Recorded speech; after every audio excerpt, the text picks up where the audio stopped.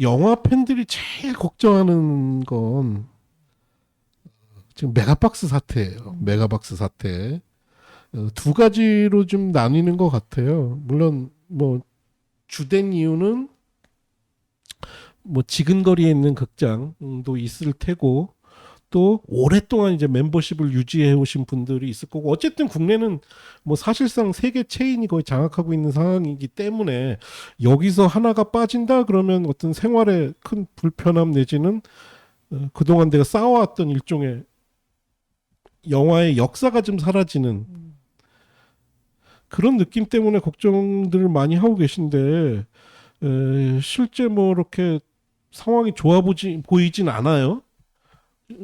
우리 또 영화판에 계신 두 분 특히 배급하고 계시니까 메가박스 좀 미래 어떻게 보고 계신가요? 지금 이제 그 말씀을 해주시니까 사실 배급사 입장에서는 이제 미수금을 못 받을까봐 사실 그것만 저희가 크게 염려를 하고 있었었고 관객 입장에서 또 극장이 사라지는 부분이 정말 크다는 생각이 갑자기 좀 드네요. 어느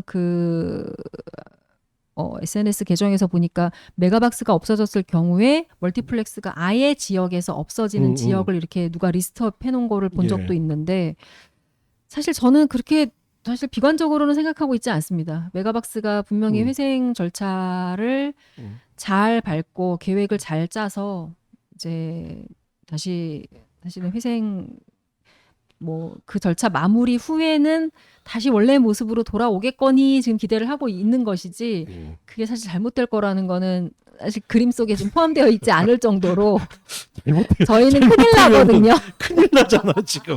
에? 잘못되면 큰일 나잖아. 저희는 상상하고 싶지 않은 일이기 때문에 큰일 납니다. 이거 두 가지 측면에서 좀 오늘도 나눠서 얘기해야 될게요. 일단은 저도 사실은 그 생각을 잘 못하고 있었는데 그 배급사들 일종의 미수된 그 부금 문제가 있겠구나라는 걸 오늘 좀 생각을 했어요. 그것보다는 저는 뭐 어쨌든 관객의 입장에서만 그 생각을 했었는데 어쨌든 업계에서 그냥 들으신 이야기가 있을 거 아니에요. 물론 이제 실제 부금을 받으셔야 되는 입장에서는 메가박스가 큰일 나면 나도 큰일 난다도 있지만 실제 영화판에서 야 메가박스 상황이 어느 정도야? 좀 얘기 들으신 거 있으면 한번 얘기 좀 해주시죠. 그 부분은 딱히. 이행 대표님. 예. 일단 이제 회생 절차라는 그런 좀 이렇게 상황을 좀 아셔야 될 게 뭐냐면 일단 6월 30일 맞죠? 6월 30일 서울 회생법원으로부터 회생 절차 개시 결정을 받아요. 그 회생 개시 절차 저거 통보 받았나요? 결정이 났어요? 네. 일단 6월 14일, 15일에 콘텐트리 중앙, 메가박스 중앙, 그다음 등등 해가지고 거기가 서울 회생법원에 회생 절차 개시 신청을 합니다. 그다음에 6월 30일 날 회생 절차 개시 결정이 나요. 그때까지 이제 관리인이라고 하더라고요. 관리인이 맞아요. 선임이 아직 덜 되고 그래서 기존 대표이사 체제로 유지가 되는 상태고 그래서 이제 6월 30일부터 8월 4일까지 이제 회생 채권자들, 회생 담보권자 및 주주 목록이 이제 제출을 해야 돼요. 법원에 제출을 하고 그 다음에 이제 이거를 이제 조사를 하죠. 그런 다음에 그 조사 기간이 보니까 이제 9월 29일까지 조사를 다 마치는 상황이 됩니다. 그런 다음에 올해 12월 1일까지 그러니까 회생 계획안을 법원에 제출을 하게 되고 그런 다음에 추후에 이걸 할 거냐 그러니까 이제 뭐 회생을 시켜줄 거냐 말 거냐 이런 판단을 하는 상황인데 이 기간이 뭐 1년도 걸릴 수 있고 어느 정도 걸릴 수가 있죠. 그런데 여기서 무슨 문제가 생기냐면 회생 개시 결정이 나기 전에 부금들이 공익채권으로 안 나오고 회생 채권으로 하면은 이게 100% 다 받지 못한다는 상황이에요. 못 받죠. 네, 그게 이제 뭐 군체라든지 이런 영화들이 이제 부금을 다 받지 못하는 상황이 되는 거죠. 그리고 작은 영화들이 특히 이제 작은 배급사들은 더 커지는 거예요. 그 돈에 대해서. 그 요 시스템을 좀 설명드리자면 저도 벌써 홈플러스 건을 제가 거의 2년 가까이 했는데 이게 또 몇 달 지났다고 용어들이 아리까리한데 그 결국 기업이 회생 신청을 해서 법원이 받아들이면 그냥 법원에서 회생해 이렇게 결정해 주는 게 아니라 이 기업의 빚을 가지고 있는 일종의 줘야 될 돈을 받을 돈이 있는 채권자들하고 논의를 해서 채권자들이 야 얘네 그냥 파산하면 니네 돈 못 받아. 그럼 얘네가 좀 살릴 수 있게 니네가 좀 사정을 봐줄 거야 말 거야. 이제 그 논의를 해야 되는데 여기서 공익 채권이라는 게 뭐냐면 야 이 돈은 무조건 먼저 너희들이 뭐 수익이 생기거나 지금 사정이 있으면 무조건 먼저 이거는 해야 돼. 이 공익 채권으로 지정이 안 되면 아까 말한 대로 그 사정 다 봐서 쉽게 얘기해서 뭐 얼마를 탕감을 받거나 아니면은 우리가 열심히 해서 나중에 갚을게 이제 이렇게 되는 거죠. 그래서 공익 채권으로 지정이 되는 건 대부분 뭐 노동자들 임금이라든가 그 사회적 약자들에 대한 그 채무들은 대부분 공익 채권으로 지정이 되는데 이 경우에는 바로 우리 배급사들이 해당이 될 수가 있는 거죠. 예. 그러니까 이제 부금이 이제 수금이 안 돼, 예. 수금이 안 된다. 이렇게 경우에는 이제 배급사들의 일부 배급사들은 파산 직전까지 갈 수 그렇게 있는 되죠. 거죠. 그 금액이 뭐 대강 유추해 봤을 때 이화배 대표님이 대강 이제 했을 때 한 100 얼마 150억 정도 배급사들한테 다 나가야 되는 배급사 쪽으로 와야 될 돈이죠, 그게. 네. 배급사들한테 와야 될 돈이 한 150억 정도 되는데 여기에 문제가 되는 게 뭐 작은 배급사들 입장에서는 그러니까. 이 1억 정도가 만약 묶인다. 그러면은 자기가 토해내야 되거든, 배급사가. 수입사한테 그렇지. 예. 수입사한테 자기가 돈을 줘야 되는 상황이잖아요. 돈을 받아야 될 돈을 못 받는 것뿐만 아니라 내 돈으로 주기까지 해야 되니까 이게 큰 문제인 거죠. 그렇죠. 그렇기 때문에 굉장히 위험한 상태에 놓여 있으니까 빨리 대책을 마련해야 된다. 그래가지고 지금 이따 영준이한테 빨리 대책을 마련해 달라라고 이제 요청을 한 상태입니다. 그게 제가 알기로는 공익채권 지정이 안 되고 어쨌든 이게 절차가 진행됐으면 그냥 무조건 돈이 있더라도 주고 싶다고 줄 수 있는 게 아닌 걸로 알고 있거든요. 그러니까 그게 저는. 저기 예. 법원에서 조율을 해요. 예, 이제 예. 지금 현재 맞아요. 채권이 있으니까 예. 조율하면 잘못하면 10%밖에 못 받을 수도 있고 그런 상황이 그러니까요. 되더라고요. 그래서 이게 회생 채권으로 넘어가지 않고 공익 채권으로 넘어가게끔 작업을 해야 되는데 이게 지금 시급한 거죠. 그래서 대부분 공익채권은 그런 영세한 뭐 거래 업체들이나 근로자들 임금 이런 것들은 회생 절차 중이더라도 지급을 뭐 먼저 할 수 있게 하거든요. 그 이후에 아마 지급하는 건 쉽지 않아 보이는데 이게 아마 저도 사실은 잘은 모르는데 배급사들이라고 막 정말 무슨 막 몇십억, 몇백억, 몇천억만 이렇게 하는 게 아니라 영세한 데들은 정말 한 달, 두 달만 부금 제대로 안 들어와도 문제가 되는 경우들이 꽤 많죠. 네, 맞습니다. 이번에 사실은 메가박스한테 이제 미수금이 발생돼 있는 배급사가 개수를 사실은 정확하게 추산은 안 되는데 수십 개 정도가 될 것 같아요. 왜냐하면 기간이 꽤 긴 것이 메가박스가 배급사한테 부금을 정산해주는 정산 주기가 한 달 보름이에요. 한 달 보름. 네, 고객이 돈을 극장에 내셔도 그 날짜로부터 사실은 굉장히 그 날짜보다도 더 길죠. 왜냐하면 극장이라는 게 뭐 영화를 이제 매일매일 일 단위로 정산하는 것도 아니고 영화를 쭉 상영하시다가 종영을 하게 되면 그 종영한 날로부터 그렇겠죠. 45일 후에 배급사한테 돈을 주기 때문에 꽤 장시간 극장에 고객이 내신 입장 요금이 묶이는 구조예요. 혹시 그러면 지금 그렇게 정상 구조가 혹시 그것도 대규모 유통법에 의해서 45일 법으로 정해져 있나요? 저는 법으로 정해져 있는지는 잘 모르겠고 음. 대규모 유통법에 이런 규정이 있는지는 솔직히 잘 모르겠습니다. 제가 신입사원일 때는 종영일로부터 90일 어음 받았어요. 그래서 정말 경악을 했거든요. 왜냐하면 제가 여기가 영화 산업이 첫 번째 산업이 아니고 다른 산업에서 일을 하다가 이쪽으로 이직을 했기 때문에 아직도 어음 거래하는 데가 있어? 근데 와서 보니까 우리나라에서 제일 큰 극장이 우리 부금을 90일짜리 어음을 주더라고요. 그래서 그때 굉장히 놀랐었는데 어쨌든 그 긴 세월 동안에 90일이 60일로 60일이 45일로 30일까지 메가박스는 줄었다가 재작년으로 제가 기억을 하는데 3년 전인지 2년 전인지 좀 혼동스러운데요. 30일로 정산 주기가 줄었다가 다시 45일로 늘어났어요. 근데 대기업 배급 극장이 이렇게 정산 주기를 단축을 해서 우리 요구에 좀 들어주시는 경우는 그쵸. 있었어도 거꾸로 정산 주기를 늘리는 건 처음 봤기 때문에 맞아요. 예, 예. 그때 저희끼리 이러다 메가박스 부도나는 거 아니야? 왜 정산 주기를 15일이나 늦춰? 뭐 30일로 당긴 거 30일도 마땅치가 않은데 45일로 도로 간다고? 불안한데? 근데 정말 그 얘기하고 나서 한 2년 3년 만에 진짜 부도 위기가 지금 왔지 않습니까? 그리고 CGV는 여전히 45일로 주고 있고요. 롯데시네마는 최단 15일까지 단축을 했다가 작년에 다시 30일로 늘어났어요. 그래서 이번에는 롯데시네마가 이런 일 생기면 어떡하지? 정말 저 진짜 두려워요. 좀 뭐 이게 두려우신 상황에서 이런 말씀드려서 죄송한데 저는 이제 제 직업상 이런 일을 많이 겪었거든요. 정산 주기 길게 하는 이유는 사실 하나밖에 없어요.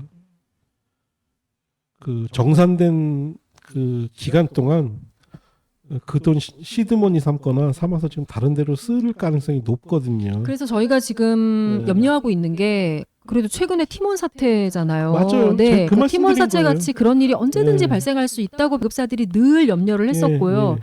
작은 작은 극장 하나가 부도가 나서 저희가 부금 못 받은 건 너무 많아요. 이런 일 사실 흔히 있는 일이어서 뭐 매일 있는 일은 아니지만 이 정도에는 익숙해져 있고 그걸 대비해서 배급사들도 늘 이제 알고 있고 대비하고 있지만 이렇게 대규모 전국에 110개 사이트나 갖고 있는 대기업 계열의 체인 영화관이 이렇게 부도 위기까지 몰려가지고 부금이 묶일 거라고는 한 번도 구체적으로 상상해 본 적이 없다. 이런 일이 터져가지고 굉장히 염려스럽고 늘 폭탄처럼 사실 그 정산 주기가 그러니까요. 긴 문제가 예. 늘 폭탄처럼 생각합니다. 왜냐하면 고객이 신용카드로 결제하시면 이틀 만에 극장에 맞아요. 예. 입금되는 걸로 알고 있어요.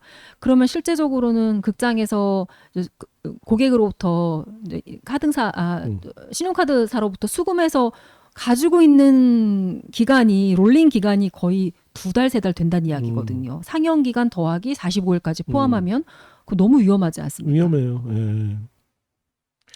제가 어쨌든 지금 문제는 이제 더 커질 수 있는 게 뭐냐면 어쨌든 7월 1일부터 개봉된 영화에 대해서는 이제 공익채권으로 움직이다 보니까 이거는 부금 정산은 가능하단 말이에요. 기존 방식으로 부금 정산은 가능한데 이제 극장이라는 것은 서비스업이잖아요. 서비스업이니까 이 서비스가 많이 낙후될 수가 있다. 관리 체제가. 그렇죠. 그러면 이제 관객들은 거기서 과거에 그 제대로 된 서비스를 받지 못할 수가 있다 보니까 관객이 많이 떨어질 수가 있다. 그리고 나서 이제 12월까지 이제 계획안을 제출한 다음에가 문제예요.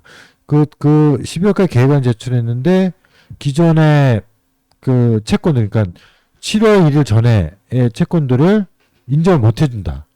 만약에 공익채권 인정 못 해준다면 어차피 지금 그전 부금은 못 받는 상황이거든요. 그러니까 그걸 어떻게 인정해 주냐에 따라서 그러니까 지가 계속 물릴 거예요. 물려 있다가 12월 이후에나 이제 받을 수 있는 건데 그때 이제 인정을 안 해주거나 또 아니면 이제 회생에 대해서 인가를 안 해주면 사실 메가박스는 지금 홈플러스랑 똑같이 파산으로 가는 거죠.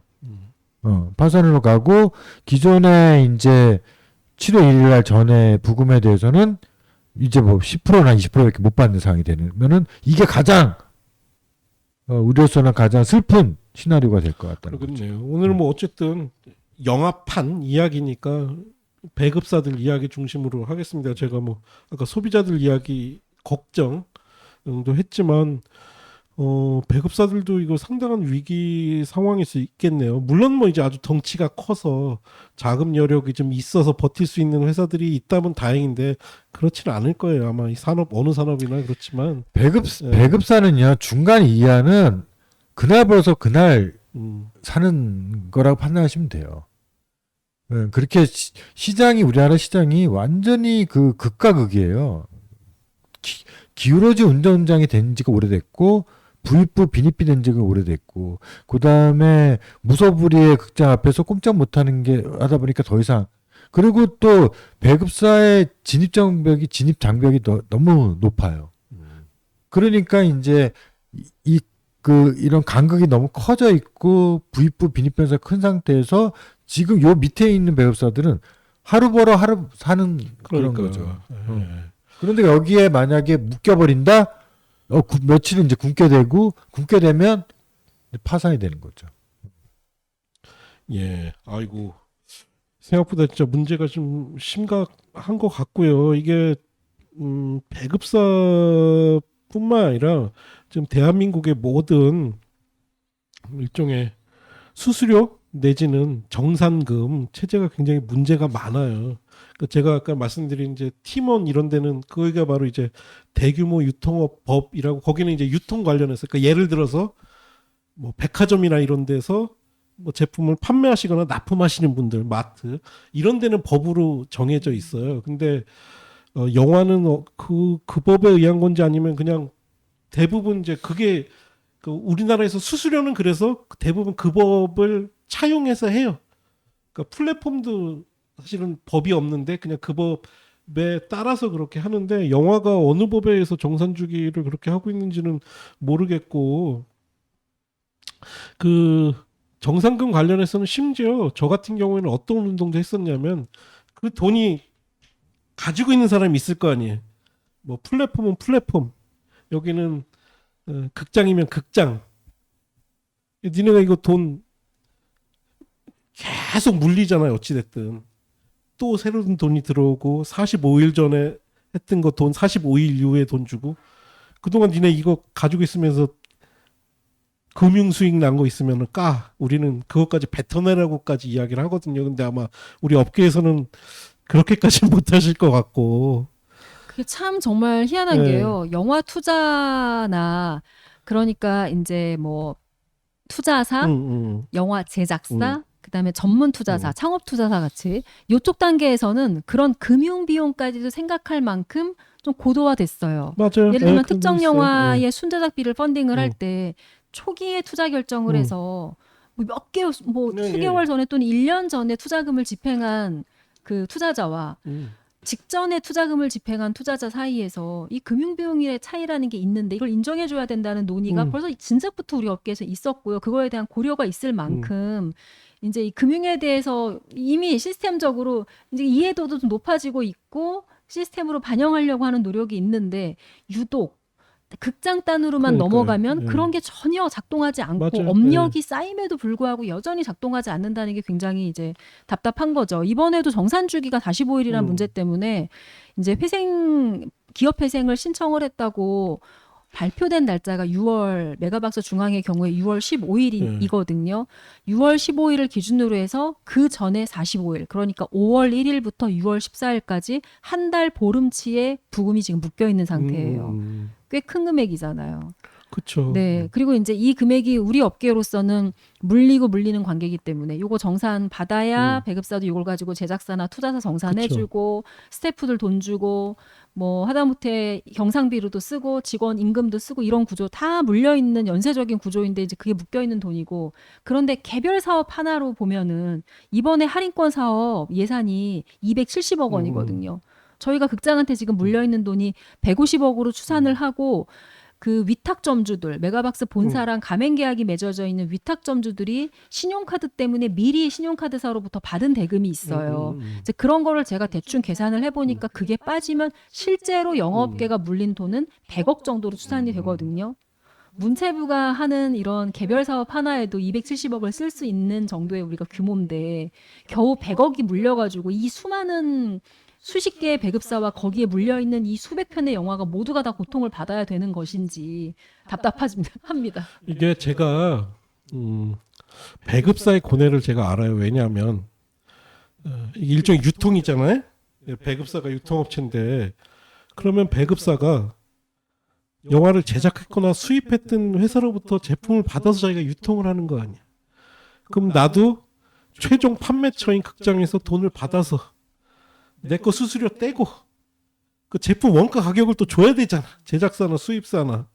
근데 지금 이 돈이 못 물려 있는데 이게 배째를 할 수가 없어요. 또 왜 배급사가 곤란할 거냐면 이것 때문에 나 큰일 났어. 나 망하게 생겼어. 얘기를 못해 어디 가서. 그러면 내 배급사에 누가 영화 배급시키겠냐고. 이 업계에서 소문나면. 저 메가박스 때문에 저기 배급사 야 거기는 망하게 생겼어. 그럼 그 뒤부터는 이 바닥에서는 이미 배급을 못하는 상황인 거거든요. 그렇기 때문에 지금 굉장히 고통들이 많으실 텐데 이렇게 또 크게 밖으로 그 고통을 하소연도 못할 거예요. 이게 지금 딱 그래요 지금 상황이. 예. 그러니까 또 옛날 얘기. 예. 이것도 옛날을 알아야지 이제 우리가. 대과거 말고 좀 너 과거여도 좀 21세기 얘기하면 안 될까요? 내가 이제 네. 이거는 네. 내 세대도 아닌 걸 내가 과거에 들었던 것까지 다 얘기를 해서 이게 왜 저기 뭐야 공익채권을 가야 되는지를 제가 말씀을 드리려고 하는 건 뭐냐면 이게 극장 현금 장사야. 예전에는 이제 그 매표소에서 이제 현금하다 보면 다 현금만 받았어. 그 카드가 없었잖아요. 그럼 이게 막 사람들이 많을 때는 계산을 못 해. 그래서 매표소 땅바닥에다 막 던져 돈을. 그래서 끝나고 나서 막 돈 계산하고 그랬던. 그다음에 돈은 푸대로 가져가고 뭐 이런 시대가 있었잖아요. 그런 시대가 있었고 그러면 그 시대에 뭐야? 이건 현금 장사잖아. 그럼 이거는 그 현금 안에는 너와 내가 나누는 돈이 있던 거야. 그럼 이 나눈 돈이 있었기 때문에 이거는 그 저기 뭐야 당연히 극장의 다른 사업과 다르게 이거는 극장한테 중요한 건 영화였고 영화를 댔기 때문에 그 돈은 또 현금 장사였기 때문에 그 돈은 정확하게 나눠서 그냥 정산해 주는 게 맞다. 그거를 저기 뭐야 회생채권을 넘어서는 안 된다 이렇게 생각합니다. 예, 어쨌든 플랫폼뿐만 아니라 우리나라의 대표적인 그 정산주기 피해는 역시 TMF 사태. 그건 뭐 저도 관여돼 있어요. 제가 그 피해자들하고 좀 활동을 했기 때문에 혹시 그러면 그래서 TMF 사태 때는 이제 에스크로 제도라는 대안이 좀 나왔었거든요. 지금도 소비자들은 그 에스크로 제도에 의해서 제가 뭐 예를 들어서 옥션 들어가서 누가 판매하는 제품을 사잖아요. 거기에 다 보호 장치가 있어요. 그래서 그 업체가 그 물건 일단 나는 결제는 하잖아. 근데 물건 제대로 받기 전까지는 그 금액이 보호가 좀 되거든요. 우리 배급사에는 그런 보호 제도가 일체 없었나요? 전혀 지금까지 정상금에 대한? 없었고요. 네. 그리고 이번에 메가박스는 좀 규모가 커서 우리가 지금 이 네, 난리가 네. 났지. 저 사실 영업하면서 극장한테 돈 못 받은 적 되게 많아요. 그러니까 사업자가 개별 극장들. 네, 개별 예, 극장들 예. 지역에 있는 그런 이제 지역 극장들한테 그래서 어느 날 갑자기 점주가 바뀌거나 그렇죠. 자기들끼리 그 채권만 양도하고 채무는 양도하지 않았다는 말도 안 되는 변명을 하면서 그 떼먹고 그냥 야반 도주하는 되게 많아요. 사실 이런 문제 때문에 업계에서는 그런 에스크로 제도의 정신과 비슷한 다른 시스템을 운영하고 있기는 있습니다. 그걸 이제 정상금 지방 영화 보호 제도. 배급사라고 예, 예. 해서 만약에 어떤 극장이 뭐 부산 지역에 있는 어떤 극장이라고 하면 저는 이제 부산 지역에 영업을 하고 있는 그 지역의 배급사랑 다시 계약을 해서 이 극장에 문제가 생겼을 때 이제 영업 관리부터 시작해서 부금 수금까지를 모두 책임져주는 지방 예. 영화 배급사와의 계약 관계를 맺거든요. 당연히 여기에 또 수수료를 지급하죠. 일종의 보험금인 거죠. 그래서 그런 식으로 지방영배 계약이 되어 있는 또 근데 규모가 크면 클수록 사실 보험의 필요성이 커지기 때문에 커지죠. 오히려 메이저 배급사들은 지방영화사 배급 계약이 되어 있는 데들이 많아요. 오히려 작은 규모의 회사들이 이제 이런 사실 더 어려운 사람일수록 오히려 보험을 쫀쫀하게 못 들잖아요. 똑같습니다. 네. 그래서 오히려 작은 규모의 배급사들, 한국 독립영화 주로 하시는 배급사들은 지방영배사 계약이 안 되어 계세요. 이런 데들이 진짜 큰 문제죠. 아이고. 저는 그 생각도 해요. 너무 극장들이 지금 대한민국에서 갑질 많이 하고 있는데 이런 정상금 보호하려면 현실적으로 난 보증보험이라도 들어야 된다고 생각해. 그 규모만큼. 그래서 실제로 지방영화 배급사들이 관리하는 배급사가 이제 그 위탁점이라고 하는 이제 메가박스 같은 경우에는 메가박스 본사와 가맹 계약이 맺어져 있는 위탁점이거든요. 또는 이런 프랜차이즈에 계열화되지 않은 지역 배급사들. 이제 그런 극장을 거래하실 때 본인의 그런 위험 부담 때문에 보증보험을 가입을 강제하십니다. 제가 받아야지. 알고 있기로는. 네, 그래서 네. 몇몇 위탁 극장과 지역 극장들은 이번 같은 경우에는 위탁 극장들이 이제 보증보험이 가입이 되어 있기 때문에 거기서 일부 아마 뭐 변제를 하시거나 방법을 찾으실 거라서 이런 식으로 이제 사실 이 프랜차이즈 모델 자체 때문에 발생하는 위험이나 비용을 이렇게 엉뚱하게 계약 관계에 있는 다양한 사람들이 지금 나누어서 빚을 갖고 있는 희한한 구조예요. 아이고 참 진짜 쉽지가 않네요. 예. 근데 그 전에 이제 우리가 또 판단해야 되는 게 원래대로 하면은 지금 롯데랑 메가박스가 합병하겠다고 했던 것이었거든요. 그러게 한동안 네. 소문 났잖아요. 아니 소문이 아니라 이제 사실이었고 네, 예. 네. 합병이 이제 그래서 그 공정위에 이제 그게 이제 합병에 대한 허가사항, 그러니까 합병이 되느냐라고 이제 신청이 들어간 상태였는데 그 둘이 합병의 최종 결론이 나는 게 6월 30일이었어요. 6월 30일까지 이제 그 안에서 그러니까 서로 이제 장부를 깐 거죠. 장부를 까서 이제 서로 합병할 때 어떻게 어떤 조건 1대1이냐 뭐 1점 몇 대 1이냐 이렇게 하는 걸 다 까는 상태에서 일이 벌어진 상황입니다. 그러니까 합병도 물 건너 가고 그다음에 죄송한 얘기지만 죄송한 얘기는 아닌데 이렇게 민폐를 끼치고 영화판에 뭐 이런 상황이 지금 되고 있는 거죠, 지금. 야, 이게 참 근데 이게 메가박스 하나의 문제가 아니라 저희가 이제 첫 윈도우로서 이제 극장이 가지고 있는 그 마켓 사이즈가 되게 크거든요. 보통 한 70에서 80%를 차지하고 있는 게 이제 우리 매출에서 극장인데 극장에서 이렇게 지금 문제가 생기면은 영화 전체적으로 위축이 될 수밖에 없어요. 수익이 줄어들 수밖에 없는 거고 또 이제 신뢰도 극장에 대한 이제 관객의 신뢰도는 떨어질 거고 그러면 점점 그렇지 않아도 악화돼 있는 지금 시장에서 더 악화되면서 시장이 이렇게 된다면 이제 또 한 번 이제 우리 영화 한국 영화 투자자들이 또 주춤하는 거죠 지금. 그러니까요. 이게 아마 배급사들도 아마 그런 일종의 신뢰 내지는 믿음이 있으셨을 것 같아요. 뭐 관객들도 그런데 야, 메가박스가 했는데 아마 배급하시는 분들도 그런 소문은 있었지만 설마 좀 하셨을 것 같아요. 예. 또 비슷한 사례를 말씀드리자면 똑같진 않은데 홈플러스는 그 MBK라는 회사가 얼마나 나쁜 회사냐면 홈플러스가요 기업회생 신청하기 며칠 전에 새로운 점주들을 입점시키기도 했어요. 그 새로운 점주는 이거 기업회생 들어간지도 모르고 기업회생 들어가기 몇 주 전에 몇 천만 원 들여가지고 몇 억 들여가지고 인테리어를 했다는 제보를 제가 받고 그 피해자랑 같이 제가 활동도 좀 하기도 하고 했었는데 근데 이게 배급사 입장에서 그렇다고 야 이거 위험한데 하지만 그렇다고 또 메가박스에 배급을 안 할 수도 없잖아. 이거 부금이야 우리 못 받을지도 몰라 이러고. 아니죠. 그거는 아니죠. 왜냐면은 그런 소문과 그런 게 하나도 없었어요. 느닷없이 6월 둘째 주인가 낌새도 없었다. 낌새도 월요일날 예. 그 대표이사가 홍 대표가 발표를 하기까지 내부 직원도 몰랐어요. 원래 그래요. 예.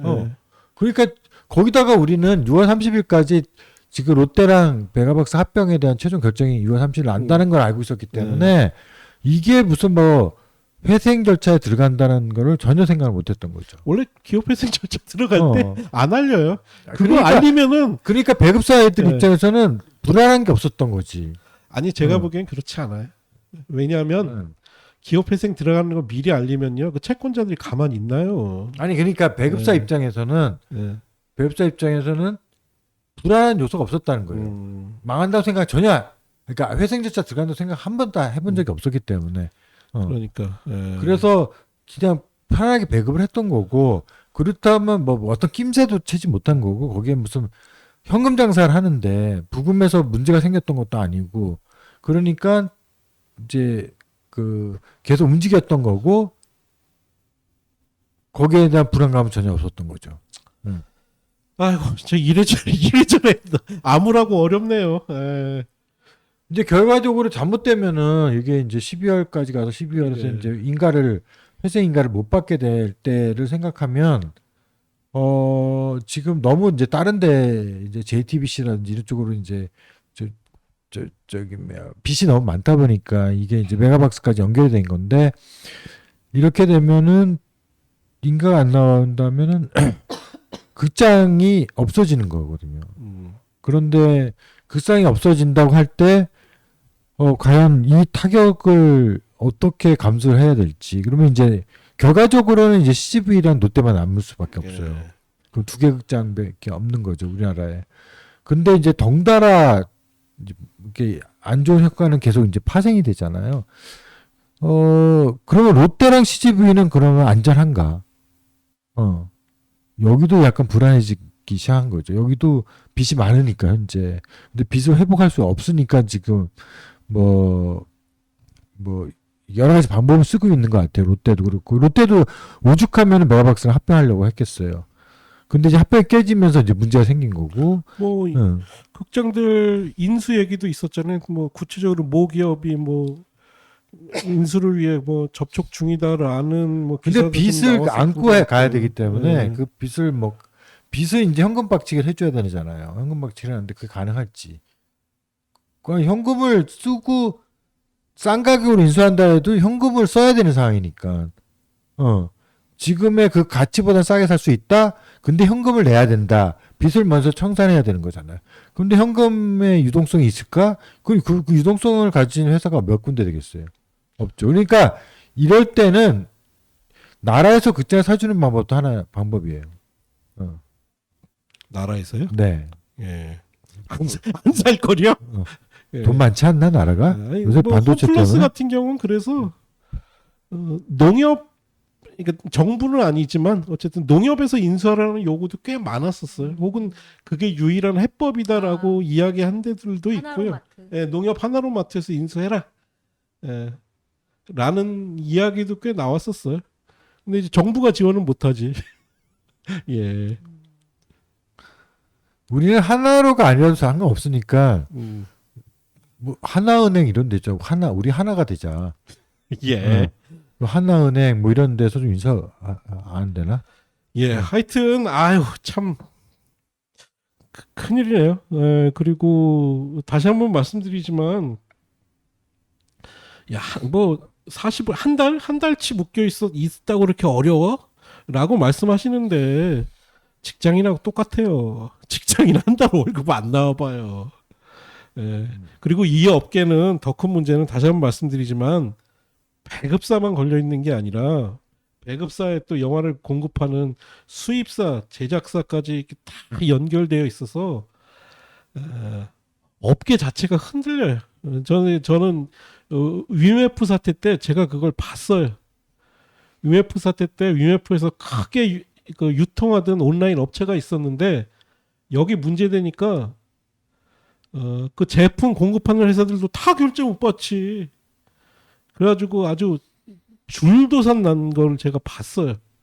그래서 빨리 좀 잘 해결됐으면 좋겠고 어쨌든 이하메 대표님 좀 목소리 내셔야 될 것 같은데. 네, 그래서 물론 이제 영진이나 문체부에서도 도와주신다고 해서 이제 도움을 적극적으로 요청을 해놓은 상태이고 저희가 또 당사자니까요. 그래서 저희가 얼마나 어려운 처지에 있는지를 좀 호소하는 작업을 해야 되지 않을까 생각하고 있습니다. 예. 혹시 영화판에 있는 사람들 중에 야 메가박스 망하면 뭐 우리 다 손해 아니야? 고통 좀 분담 좀 하자 이런 식으로 얘기하시는 분은 안 계세요? 좀 참어 뭐 그렇게 얘기하시는 분은 안 계세요? 그러니까 메가박스에 예. 너무 예. 채무 변제를 모질게 독촉하지 굴지 마라. 내가 그렇게 얘기하시는 분은 안 계세요? 근데 저희는 기본적으로 그렇게 얘기하시는 분은 못 들었고요. 이런 네. 생각은 가지고 있습니다. 다행이네요. 예를 네. 들면 저희가 지금 5월 한 달치 하고 6월 보름이 묶였잖아요. 예, 예. 요 5월 달 부금이 들어와야 되는 정말 저희가 늦게 기산일을 늦게 잡아줘도 그게 엊그저께 어제 수요일이에요. 그쵸. 7월 15일. 맞아요. 예, 예. 5월 말일까지 상영한 영화가 있다고 하면 그 영화에 저희가 45일 정산 주기니까 받아야 되는 날짜가 엊그저께 수요일인데 안 들어왔죠? 당연히 못 받았죠. 예, 회생 채권으로 예. 묶여 있으니까. 배급사 입장에서는 만약에 이렇게 미수금이 발생했을 때 첫 번째 고려 사항은 그럼 다음 영화를 공급해야 되나 말아야 그러니까요. 되나 예, 이게 맞아요. 상식적으로 예, 접근의 예. 방법이 다음 영화를 공급을 안 하는 게 상식적이죠. 예, 왜냐하면 그렇죠. 채권이 묶여 예, 있으니까요. 예. 상대한테 얘기를 하죠. 정상적인 상황이라고 하면 이 미수금을 다 변제하기 전에는 프로그램 공급이 어렵습니다. 이렇게 얘기하는 게 맞아요, 원래는. 근데 지금 어떤 의사결정을 저희가 하고 있냐면 일반적으로는 그렇게 하는 게 맞는데 그렇게 하면 저 회사는 중단된다, 정지한다. 자금이 계속 돌아야 되는 거지 정지되면 죽는 거잖아요. 그래서 프로그램대로 정상적으로 공급을 계속 하면서 앞에 밀린 돈을 받으려고 애쓰고 있는 것이지 이게 저희가 할 수 있는 최선이에요. 그러니까 그래서- 제가 아까 말씀드린 게 그건 거예요. 이걸 공급을 안 할 수도 없고. 그래서 할 수도 오히려 없고. 이제 네. 저희 같은 이제 미수채권이 있는 배급사들 입장에서 어떤 생각을 갖고 있냐면 대형 항공 영화, 대형 직배사 영화가 일반적인 상황에서는 그런 의사결정을 충분히 하실 수 있거든요. 그래서 그런 의사결정 하지 마시고 프로그램을 다 같이 공급해 가면서 여기를 생명 연장을 해 가면서 시간이 걸리더라도 이 미수금을 받자는 생각을 하고 있고 어떤 염려를 또 작은 배급사들은 하고 있냐면 대형 배급사 입장에서는 당장 7월 15일 지났네? 다음 영화 지금 우리 블록버스터 뭐 700만짜리가 뒤에 받치고 있는데 이거 앞두고 이러면 안 되지 않아? 우리를 먼저 변제해줘. 원래 그래요. 네, 우리 먼저 변제해줘. 네. 우리 이거 안 주면 뒤에 큰 영화 알지? 이거 못 줘. 우리만 우선적으로 5대5 하지 말고 우리만 8대2 해줘. 빨리 변제받고 싶은 거죠. 이런 방식으로 누군가가 변칙적으로 거래 조건을 자기만 우월하게 개선을 해서 우리가 모두 나눠야 가져야 될 저 돈을 먼저 가져가는 회사가 있을까 봐 솔직히 그런 걱정도 있는데 그 걱정은 할 필요 없다고 하영 대표님이 법원이 그건 인정해주지 않을 것이다. 허락해주지 않을 것이다. 그렇게 말씀하셔서 당연히 그랬으면 좋겠다라고 생각하지만 아무것도 지금 우리가 회생법에 대해서 모르는 상태에서는 완전 물음표고 의구심만 지금 가지고 있습니다. 예. 하여튼 진짜 이래저래 참 쉽지 않네요. 그래서 나홍진 감독이 이번 인터뷰하면서 왜 나한테 그래? 부담 주지 마. 이게 그 부분까지 확대해서 얘기한 건가?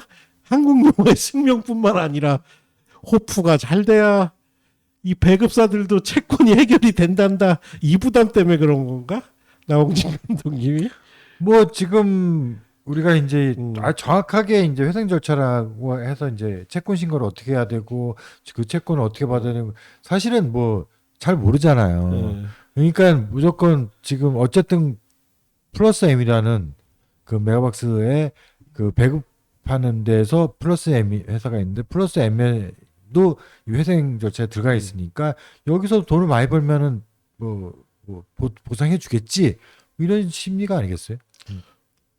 법인이 다른데 거기서 보상을 해주나? 법이 같습니다. 아 같아요? 같은 법 안에 이렇게 같은 한 이제 지붕 안에 있죠.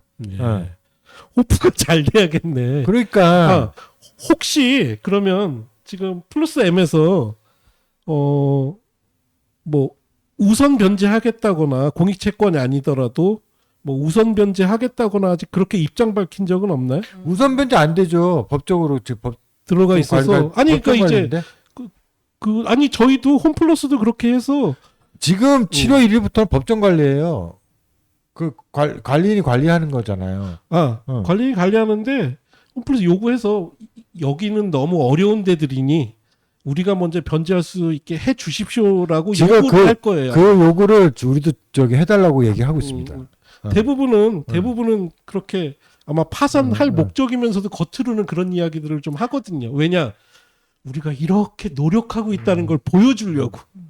그리고 우리가 이거를 지금 파산하려고 그러는 게 아니라 우리는 정말 열심히 노력을 하고 있어요. 그래서 이 어려운 분들 먼저 우리가 좀 변제를 할 수 있게 해주세요. 이런 요청하거든요. 저희가 지난 금요일에 이제 7월 10일날에 문체부 장관님 주재하에 간담회를 했었었고 이제 저희가 그런 똑같은 주문을 했습니다. 그 지금 하영 대표님은 7월이라고 말씀하셨는데 이제 그것도 사실은 변호사에 따라서 자문 내용이 좀 다르긴 합니다만 회생 개시 신청을 한 6월 15일 기준으로 15일 이후 발생하는 이제 그 매출액에 대해서는 정상적으로 지급이 가능한 걸로 저희가 지금 파악을 하고 있고요. 이제 지급이 묶여 있는 거는 5월 한 달과 6월 1일부터 6월 15일까지 보름치가 이제 묶여 있는 걸로 지금 이해를 하고 있고 그 회생 채권으로 분류되어 있는 그 신청일 이전 부금도 이제 배급사 부금에 한해서는 먼저 우선 변제를 해달라. 왓차도 똑같은 기업회생 절차를 거치면서 배급사 부금을 왓차가 법이 저 회생법원에 신청을 음. 하셔가지고 우선 변제를 받았던 걸로 저희가 알고 있거든요. 그러니까 저희도 동일하게 그렇게 해달라고 이제 그런 부분을 메가박스에 좀 강하게 어필해 달라고 문체부에도 요청을 드려놨고 저희도 그 부분을 직접 회생법원에 좀 호소를 하려고 그러게요. 준비하고 회생법원 있습니다. 가셔야 될 것 같은데 저는 그 홈플러스 피해 점주들이랑 제가 그 운동을 했었어요. 예. 그렇습니다. 하여튼 아이고 이래저래 어렵네요. 이호배 선생님 이게 어려운데 왜 영화 배급 계속 가세요? 이래저래 좋은 일이 한 개도 없네. 예. 어디 자리 나면 연락 주세요. 아니 그러니까 영화 배급을 왜 하세요는 잘못된 것 같고 질문을 다시 드리자면 왜 총대를 짊어지셨어요? 배급사 연대가 사실 작년 12월에 이제 활동을 시작을 해서 지금 이제 8개월째 하고 7개월 이렇게 하고 있는데요. 이런 일이 생길지 제가 미리 알았으면 안 했겠죠. 그렇죠. 네네네. 네. 더 드릴 말씀이 없습니다. 그리고 혹시 총대를 짊어지는데 우리 이 앞에 계신 이하영 네. 대표님의 입김이나 영향력은 어느 정도였나요? 입김이나 영향력이 아니고요. 네, 이하영 대표님이 원래 하실 줄 알고 그렇죠. 네, 제가 앞에서 바람 잡다가 된통 예. 뒤집어 쓴 케이스라서 네, 그것도 할 말이 많지만 더 이상은 안 드리지 않겠습니다. 나중에 두 뭐, 분이 계실 때 뭐, 조용히 귀싸게. 아니 예. 모든 거는 결과적으로 얘기를 하잖아요. 예. 그러니까 그때는 이제 합리적으로 좀 판단한 거죠. 이거는 내가 할 게 아니다. 합리적 판단. 맞습니다. 네. 예. 네, 전 되게 합리적인 사람이라. 예. 저도 사실은 좀 펌프 좀 넣었어요. 배급사 모여야 된다고. 예.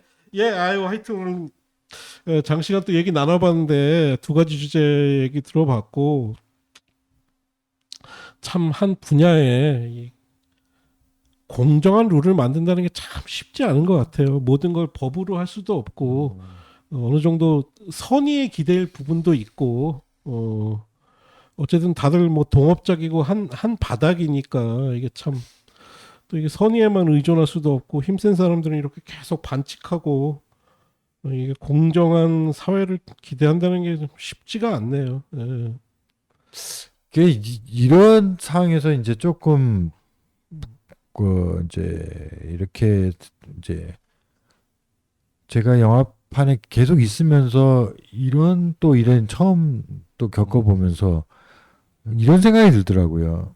이게 사이즈가 커지니까 진짜 별일이 다 생기는구나. 그게 뭐냐면 사이즈는 커졌어요. 그 파이는 커졌고 그다음에 이제 대기업이 와서 여기를 이제 다 차지하고 독점을 하기 시작했고 수직 계열화 이루어졌고 수직 계열화 하다 보니까 다들 몸집이 커진 공룡이 돼 있고 그 공룡들 몇 마리에 의해서 이게 산업이 망할 수도 있구나 이렇게까지.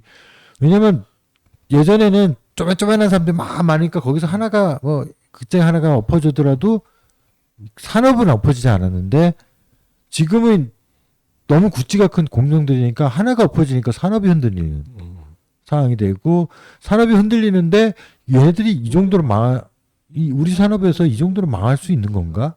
이렇게까지 할 수 있는 건가? 왜 이렇게 돈 관리를 못했지? 현금 장사인데? 뭐 이런 생각까지 들면서 이게 굿즈가 커지고 이게 대기업이 들어와서 이런 현상이 벌어지니까 산업이 이렇게 되는 거구나라는 생각이 좀 들더라고요. 뭐 여기 두 분 제외하고 저는 영화계도 좀 각성할 필요 있다고 생각을 해요. 뭐 코로나 이전에 어떻게 보면 좀 버블 같기도 하고요. 정말 막 1000만 영화가 매해 몇 편씩 나오고 역대 최고 뭐 관객 수들을 계속 연이 더해질수록 늘어나고 이러다 보니 조금 거기에 성공에 심취해서 나도 성공할 수 있다라는 자신감은 있었는데 해당 산업에 공정한 룰을 만드는 거에 대해서는 솔직히 얘기하면 그 누구도 관심이 없었던 것 같아요. 그러다 보니까 뒤늦게라도 지금 두 분이 나서서 그 역할을 해주시느냐고 고생 많이 하신 것 같아서 참 응원하고 저도 당분간 백수라 도울 수 있는 일이 있으면 돕도록 하겠습니다. 예. 뭐 이렇게 방송으로 해주시는 분만도 도움이 되는 거죠. 뭐. 예. 이게 이렇게 나오면서 몇백 명이라도 보시면은 산업이 현재 이렇구나 뭐 이렇게 판단만 해주셔도 되게 어렵다는 것만 알아주셔도 우리한테 고마운 그러니까요. 거니까요. 일단 뭐 우리 방송 보고 들으시는 분들이라도 이런 문제가 있다라는 것만이라도 좀 알고 계셔야 되고 근데 문제는 지금 뭐 영화계 전체가 이 문제에 또 관심을 안 쏟는 것 같기도 해요. 요 두 분만 지금 굉장히 고생하고 계시고 그런 것 같아서 좀 안타깝기도 합니다. 아유, 또 두 분이랑 얘기하면 짧게 하려고 그래도 2시간 넘네. 예. 아, 벌써 2시간 됐어? 네, 2시간 됐어요. 예. 하여튼 그래서 그러게 말이야. 예. 하여튼 항상 우리 한국 영화계 극장 산업을 위해서 고생하고 계신 두 분께 항상 감사 말씀드리고요. 뭐 마지막으로 인사 말씀. 저기 우리 이하영 대표님 호프 예측. 어차피 안 맞을 건데 막 해. 저번에 말씀을 드렸지만 과거에는 이 7월 그 제헌절주가 가장 좋은 주잖아요. 근데 이게 또 역주행을 할 수 있다라고 판단이 들어요. 이게 이제 사람들은 작년까지의 그런 흐름을 좀 유지하다 보면은 이번 주 넘어가면서 이제 29주차, 30주차 넘어가면서 역주행을 하지 않을까. 역주행을 하면서 그냥 1000만 후딱 넘지 않을까. 이렇게 생각합니다. 네. 예. 우리 이하배 대표님. 역주행 안 하면 1000만이 안 되잖아. 이거 역주행을 해야 된다니까 이 영화는. 예. 이하배 대표님 또 우리 영화 관객들은 뭘 하면 좋을지랑 아, 네. 그래도 배급하시는데 눈동자 좀 더 봐달라고 말씀 좀 하시죠. 네네네네. 예. 사실 뭐 영업계가 시끄러운 거는 저희 이제 내부 산업 이슈고 저희가 잘 해결하려고 애쓰고 있으니까 그거는 그냥 그런가 보다 하고 봐주시면 좋겠고요. 이제 지금부터는 여름 최성수기에 들어가기 때문에 호프, 뭐 다음 주에 스파이더맨, 그리고 지금 현재 상영 중인 뭐 모아나, 저희 영화 눈동자부터 시작해서 줄줄이 대작들이 계속 개봉을 합니다. 그래서 극장에서 다양한 영화 중에 어떤 거라도 좋으니까 많이 봐주시고요. 극장에 메가박스가 있으면 메가박스 많이 방문해 주시기 바랍니다. 우리 업계에서 드물게 되게 생각보다 숙기가 없으신 것 같아. 본인 영화를 마지막에 그냥 쓱 언급하시네. 맨 앞에 얘기를 해야 되는데.